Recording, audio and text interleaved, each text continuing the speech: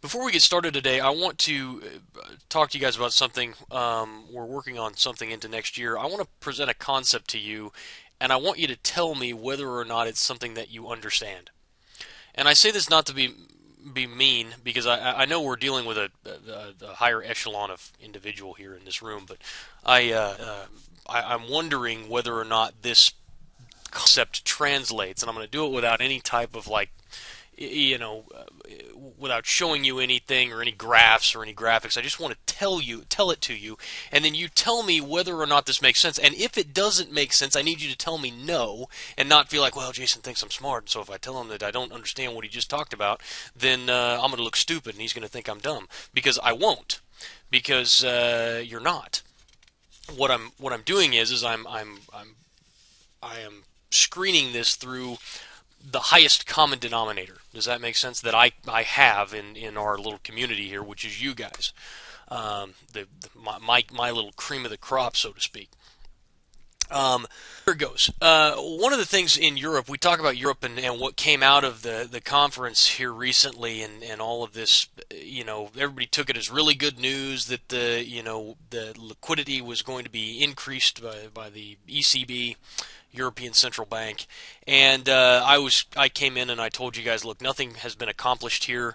No good is going to come from this. We're no further down the road now than we were before. We've now just all we've done is we've just I hate the term, but we'll kick the can down the road. Everybody uses that term. It's been overused, but we've just delayed the inevitable. Okay. Well, interestingly enough, in reading a little bit about what actually came out of this process, one of the potential side effects of this is what happened was the ECB, the European Central Bank, put in a 3-year unlimited liquidity operation. Okay, what they basically said was they said that they were going to allow banks to borrow money from the ECB at 1% interest. All right, now the real issue is the debt that is currently owned by the sovereign countries, the sovereign debt. And when we say sovereign debt, we mean the debt that countries owe. The amount of sovereign debt that is out there is staggering. And the banks own a big chunk of that, but ultimately, what they were hoping for was that the ECB would start to buy government bonds in a big way, the way the U.S. Federal Reserve has bought U.S. bonds. Okay, and if that had happened, you would have seen a massive rally in the markets, and the U.S. market would have exploded, and European markets would have exploded. Euro would have rallied, massively, and we didn't get that because what happened was the ECB said they were not going to start that bond buying purchase. Okay, what they did say though is that they will allow unlimited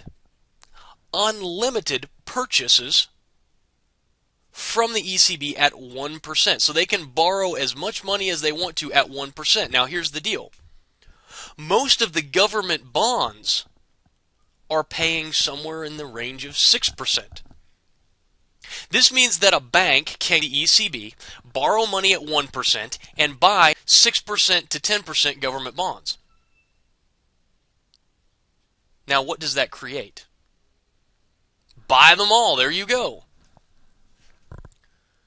Now, when they buy at 6% and they borrowed at 1%, what do they have? Well, they have a 500 basis point or a 5% arbitrage in there. They're making 5% just by holding the bond. And so the risk that is here is that the governments coordinate with the banks, that we arrange for a bond purchase backed by the European Central Bank, that the banks get rich, the countries get to continue to pump money into the banks, pump debt onto the banks' books, and can continue to spend without having any issue whatsoever. The banks guaranteed a 5%, and the ECB is loaning at 1%, and now the sovereign countries have some place to tie their debt to. We see how big of an issue that is and what the potential risks are involved with that. Now you would say, well, there's a huge risk for default there. But let's take Greece, for example. All right. Let's say that Greece, Greece banks, if Greece goes under, the banks are going to default anyway, right? If Greece declares bankruptcy, then the Greek banks are going to go bankrupt. So it's either buy the Greek debt and make some money, or Greece will default, everybody loses. So there's not the risk there is, the implied risk is that, look, if the debt goes bad, then all these banks will be bankrupt. Well, if the debt goes bad, then the country's bankrupt and the banks are bankrupt anyway. Now Robert says, but won't the hole just get deeper? Yes. That's my point. Is that nothing has been solved. In fact, if you pull back the veil just a little bit, one could make the argument that they've made the problem even worse.